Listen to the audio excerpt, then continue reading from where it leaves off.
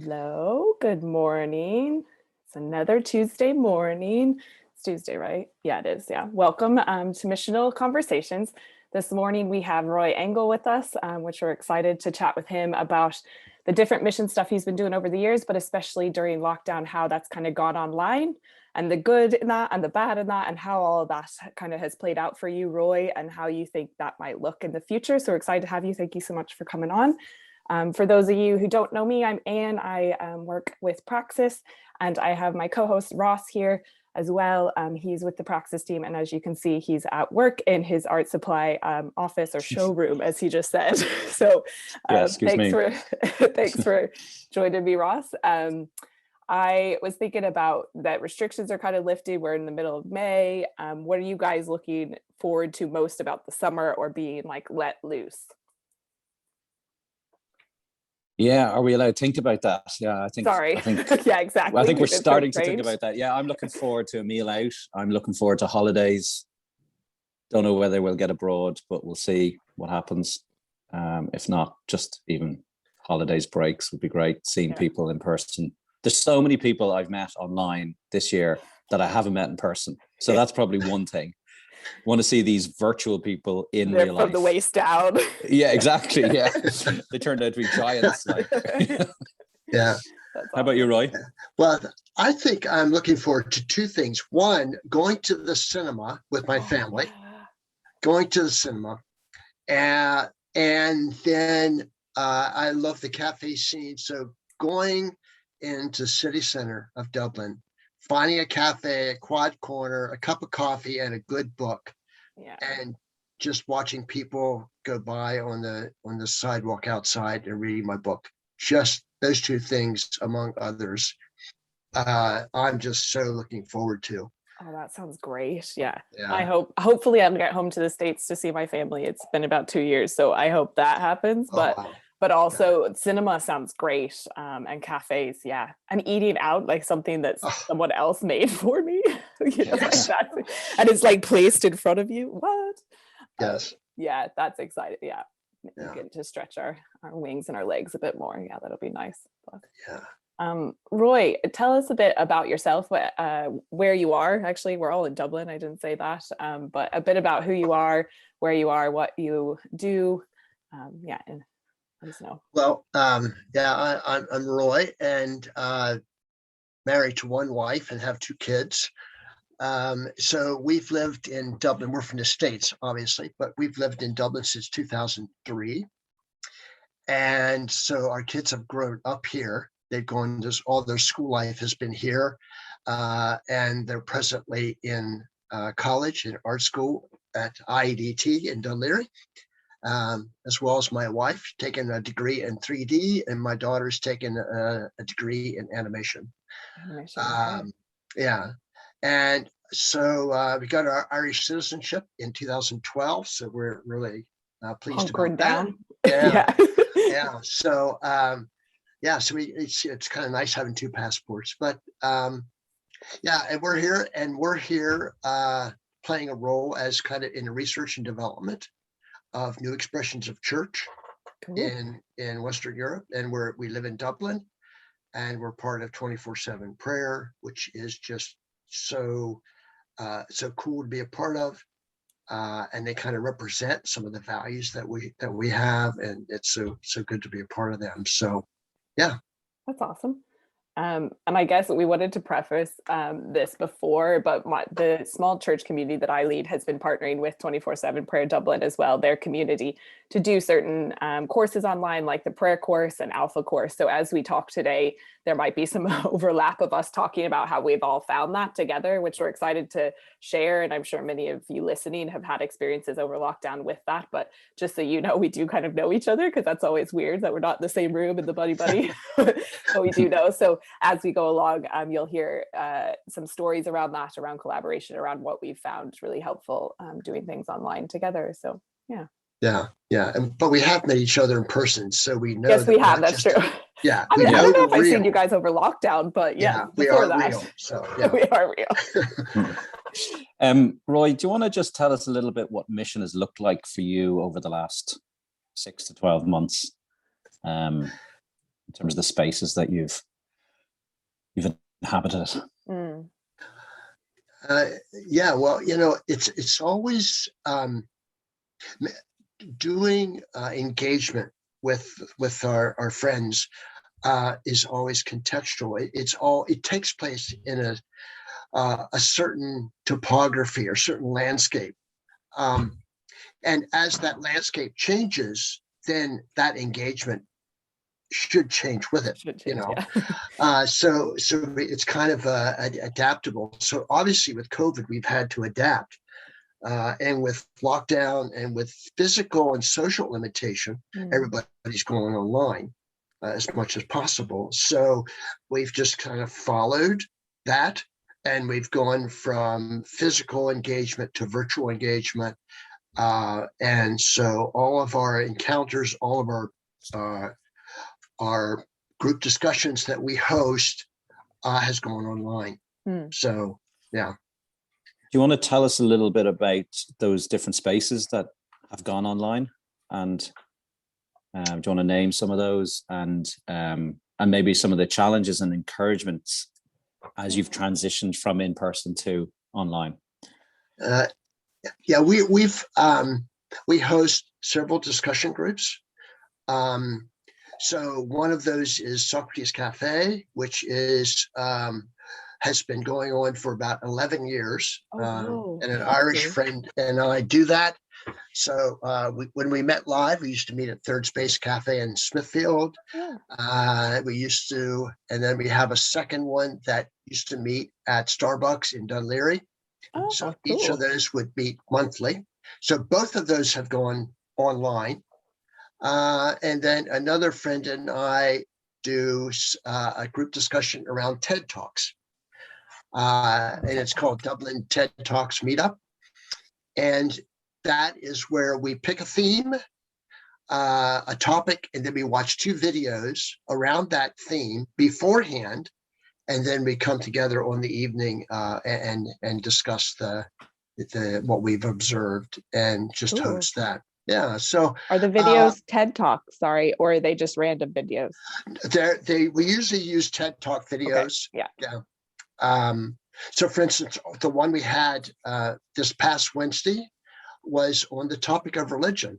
Oh, okay, cool. So how'd that go down? It actually went very well because they asked for it. Okay. So we didn't push it. They simply asked for it. Can we have a discussion about religion? And so we did 2 talks, one from a female Jewish rabbi, and one from Rick Warren of what's the book he wrote? Purpose-Driven Life. Purpose-Driven Life. So he talked about that on TED. Yeah. So we have those, and then we have a Terranor book club that used to meet in Terranor at Brady's Pub, now meets online. Yes, so we've all of those already had their foot in the door before COVID with a website called Meetup. Okay. Meetup.com, which is it's not a social media, but it is a hosting media where you can put your group, no matter what it is. You go to Meetup, sign your group up, and then they kind of promote it. So it's a great tool for engaging others and for really creating random groups. People. Random people. So it's wonderful. And Roy, have you found, as you've put stuff up on Meetup during the lockdown, that new people have come along? Because obviously the TED Talks, Socrates Cafe, the book club, we're all running pre-pandemic. And my question is, have you noticed more people engaged through Meetup in that? Well, we've been surprised with 2 things. One, the numbers haven't actually increased with participation once people got used to it.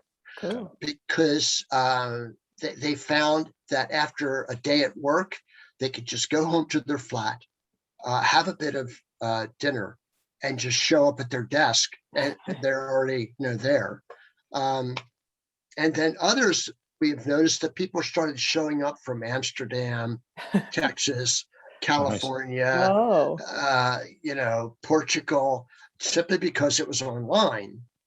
So they would, like, even with our own little Terranor book club, which only has we have about 7 people show up to talk about the book. We've had a person now, 2 people from California show up Wow. to the Right. Terranor book club to talk about the book. So who would have thought that that would happen with a little book club in Terranor, Yeah. Ireland? So it's been great, yeah, simply because of this borderless access to our groups. So Yeah. that's been kind of surprising in a good way.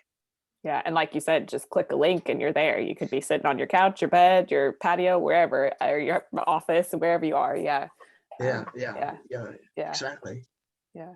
Because they may be looking for something, and just out of curiosity. And Ireland does have a certain romantic appeal to people around the world. I mean, Yeah. that's one nice thing about being Irish, is that it has this kind of the crack reputation. So if it's going to be Irish, it's probably going to be fun to attend. Whereas if it was, some other place, it may not be. So, yeah. Great. Yeah. And have there been challenges in going online, or, things that have gone badly, or just you've seen that, maybe it's different than in person in a bad way? I think for one of the obvious reasons that it has limitations is that nothing will replace sitting across the table over a coffee or a pint or a meal and having that face-to-face conversation. Nothing will replace that. So there's a partiality that comes with our online engagement. And then there's the technology is improving, but oftentimes the flow of conversation is kind of weird. Like, are you really finished with your conversation, or if you stop and take a breath, is the person ready to interject with their comments, or should I give this person a space to inhale and then make my comment? So that sometimes is kind of clumsy. Yes. Yeah. And You can't like talk over each other just like that, exactly like that. You can't, because in person it wouldn't be rude, whereas in Zoom you're like, oh, and then everybody just stops talking. Exactly. It's so weird. Yeah, because all those body signals are missing, so that's very limiting. And sometimes just the technology itself, with internet connection, internet speed and whatnot, you'll see the person talking normally, but their face is frozen. Now that's just concerning in any conversation, to have that happen. I'm sorry that, and you're always caught frozen as with some weird expression. It's inevitable that the expression is you have your mouth open, one eye closed, and it's just weird. So, yeah. So that's been challenging. Yeah, that's I think we've all got used to that, haven't we? We've all had to do Zoom calls with either work situations or family, and it's more acceptable now, and it's more sort of part of the way we do things. We also, the 3 of us, have been involved in doing the prayer course, which is a course on prayer, believe it or not, designed and shot by 24/7 Prayer and Pete Gregg out of his book. And we've done that a couple of times, and we've also done Alpha. Just it'd be interesting to have a conversation around what have we observed as we have done that. We started last September or whatever. What are the sort of learnings, I suppose, having gone through that? There's a lot. And that's sort of a question for all of us, isn't it? We can have a sort of chat around that. Yeah, since we've all kind of done that together. I think we've learned that you can meet your neighbor in the weirdest of ways, because some of the people have shown up for the prayer course, and we've discovered that they live in the same village. Yeah. They live in the same area of the city or the town, or they live around the corner. So that's been kind of delightful and kind of strange at the same time. Yeah. So, and I think it gives an online presence gives it's low risk. In Mm, other words, if I'm a skeptical person who really doesn't enjoy religion, like out front in open conversation, but nevertheless am drawn for various reasons back to investigate it, online investigation is really user friendly because I can show up. I don't have to put my name up there. I can put my mother-in-law or something up there, and so it gives anonymity and mm, an exploratory space yeah. to once again investigate the topic of faith. Yeah, Mm, I think so that's that's two a one. Yeah. really good point, Roy. And I think I do remember a couple of people saying to us that if we had hosted this in a pub or cafe, they wouldn't have come Mm, because they feel safer coming to something online, which is fascinating, wasn't it?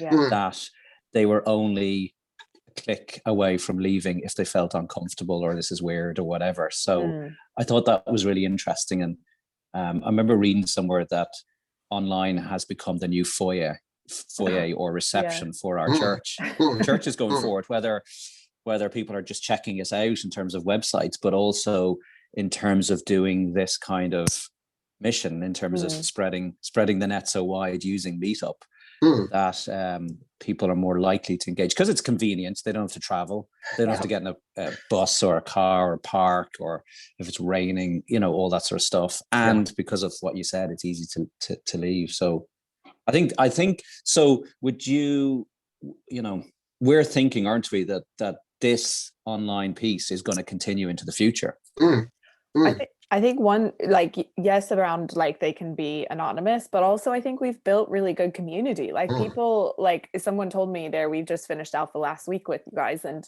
someone told me she's like, I'm really gonna miss Alpha, and meeting up mm, with a group. So mm, I do mm. think there Yeah. is a genuine sense of community.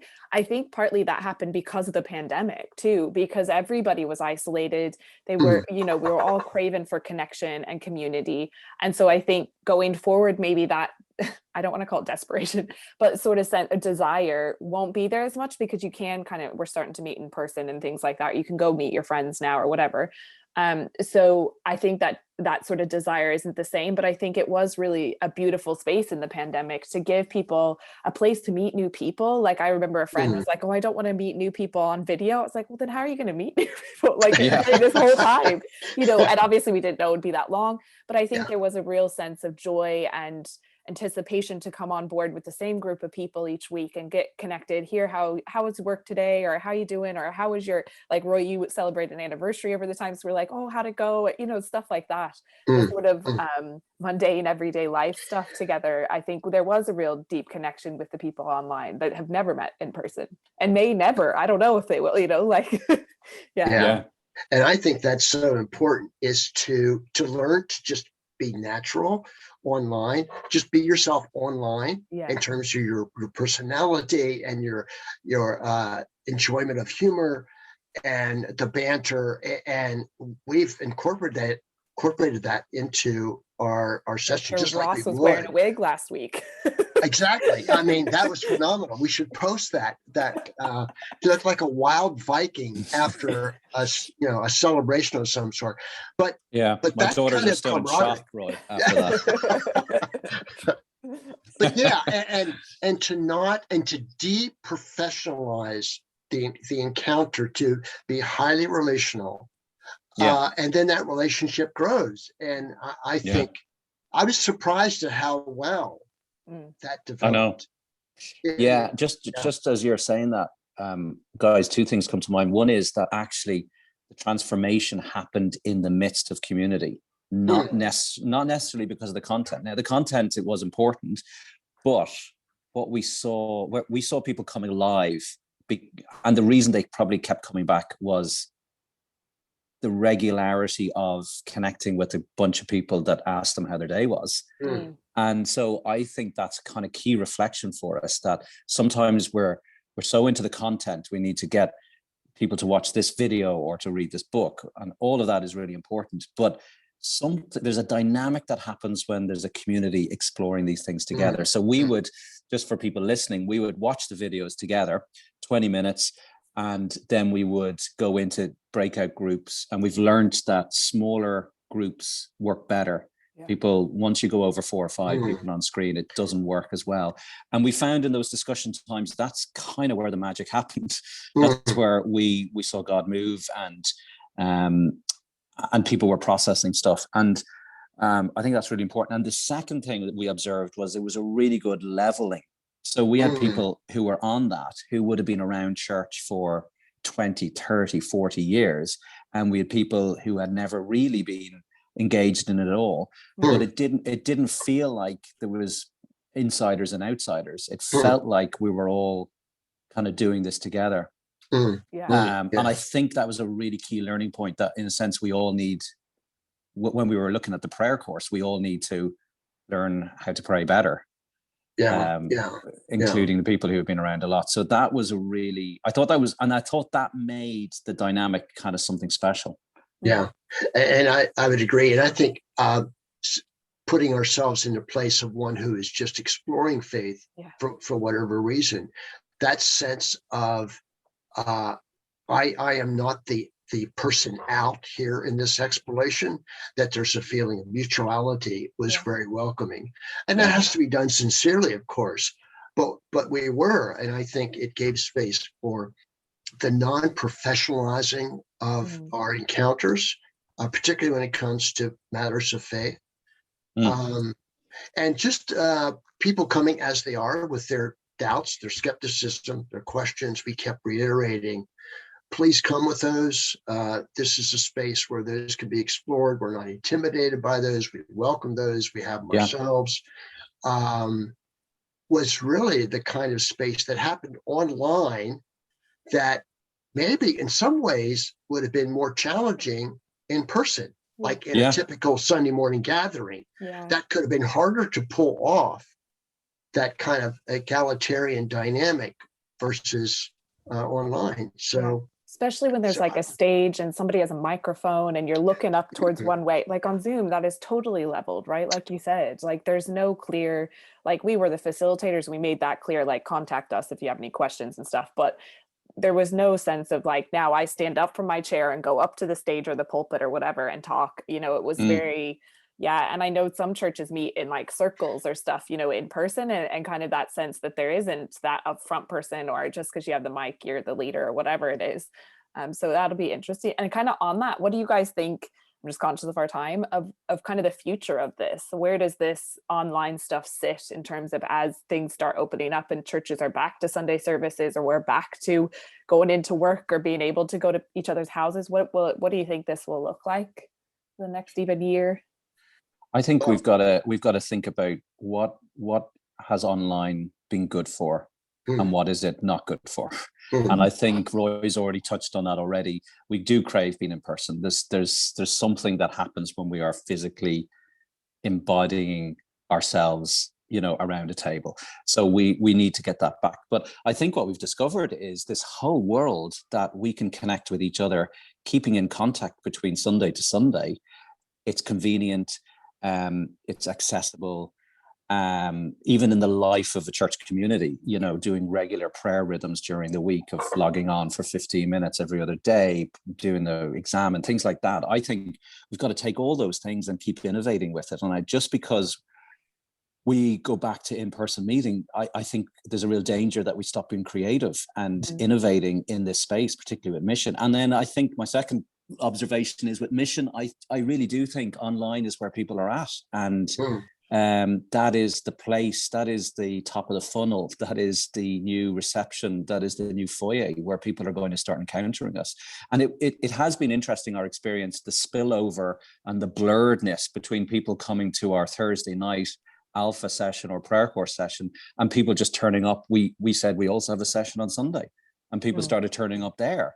And so, which was just a lovely experience of people integrating into the life of our church community kind of easily and subtly. Yeah.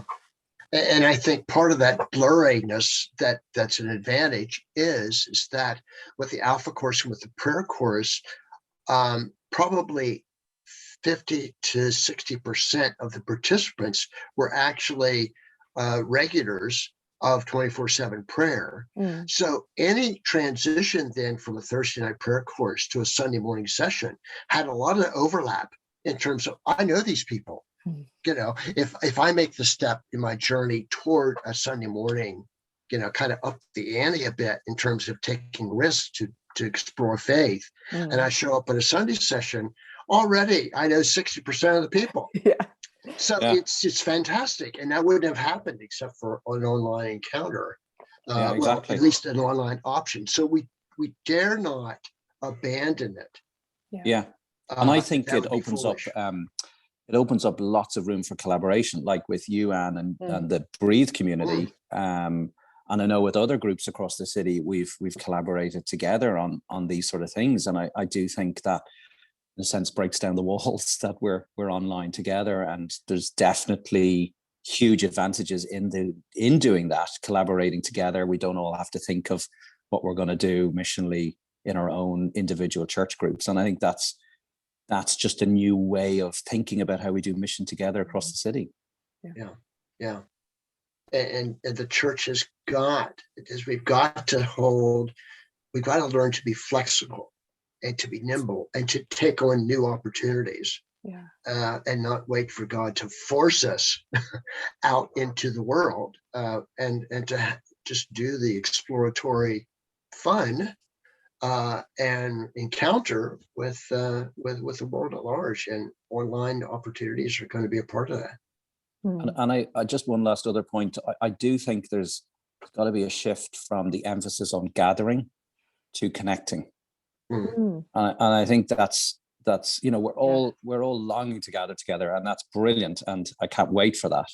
But I think one of the things that we have learned during doing this, particularly missionally, it is about connecting, isn't it? And the online space allows us more connection points that will hopefully lead to sort of more in-depth relationships. So that shift from gathering to connecting more, I think is really important. Like, we had a WhatsApp group for our prayer course, and we kept swapping people in there from the Alpha course and stuff. So then people were able to have prayer requests, or we were able obviously to contact them and we're on again tonight for Alpha. But even there, I would have like privately messaged some people and stuff like that and chatted about faith stuff via text. So even that sort of stuff, not just Zoom, but the kind of remote stuff, if we can't meet up. And now hopefully I will get to meet those people in person. But that's sort of, and that's that connecting side, not necessarily the gathering side, but the actual deeper connection. It's just got a continual deference to relationship, being known by others and knowing others at a real significant level. And the online stuff will avail itself to that. We just need to learn to use it and use it skillfully. I think so. And I think there's that sense of we need to be confident in this is a space that God is calling us into, to be creative, to be innovative, that he is already working in those spaces. And as we kind of put it out there, particularly on the Meetup app, which is so good because we can put exactly what it is up there and people can select or deselect depending on what they want to do. And I think that's just so important going forward, isn't it? Very much so. Roy, what does that mean for your TED Talk group and your Socrates Cafe? Like, in terms of, now things are opening up, but surely if you're not a worshiping group, you can't meet inside with 50 people. So what does that look like for you in those groups?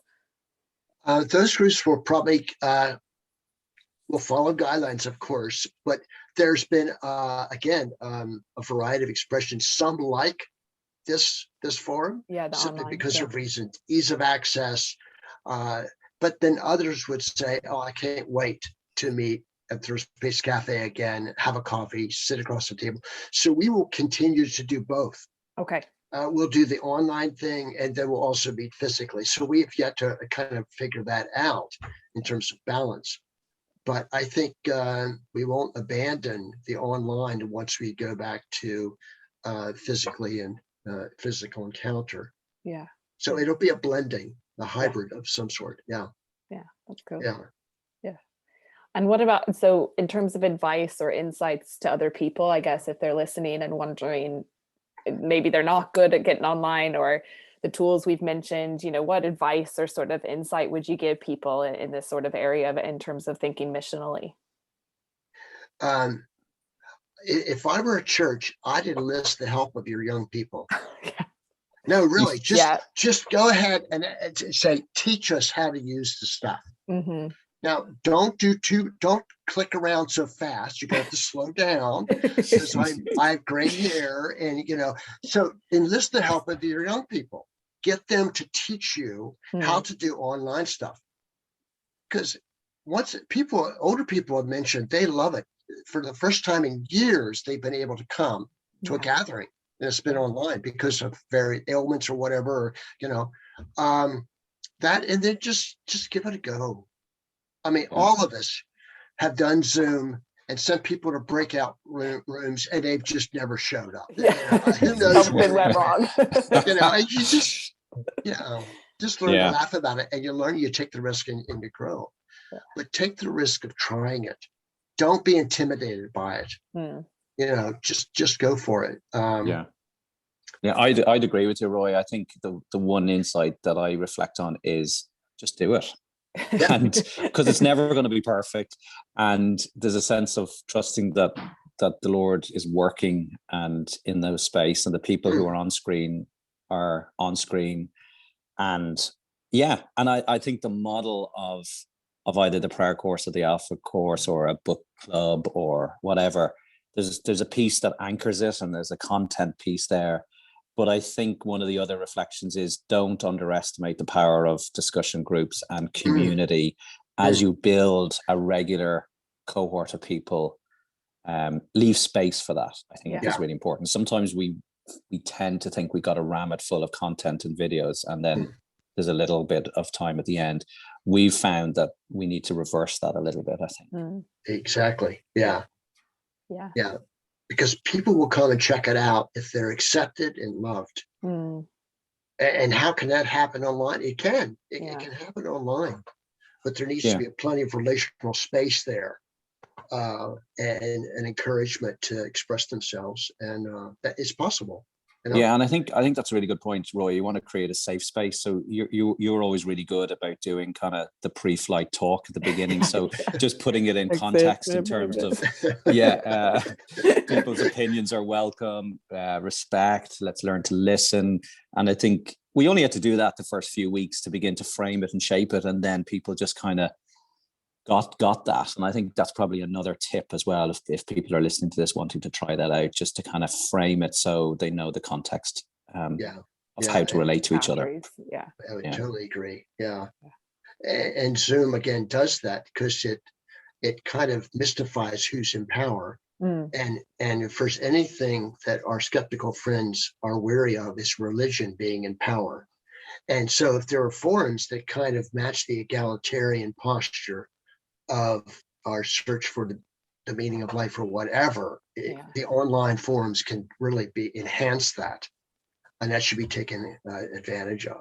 And it's fun. It can be fun. I know it can be draining, but it can be fun as well. Yes, definitely. And do it with other people. Collaborate. Don't do it on your own. I think that's probably something else that, if you're a small community listening to this, partner with another community. If you're a bigger church, make sure there's a number of you involved in it, because it can be tiring if you keep showing up every week and that it's all on you. So I think the great thing of doing it together was really important. Maybe Anne can say about how we set it up with us with the prayer course in Rhoda.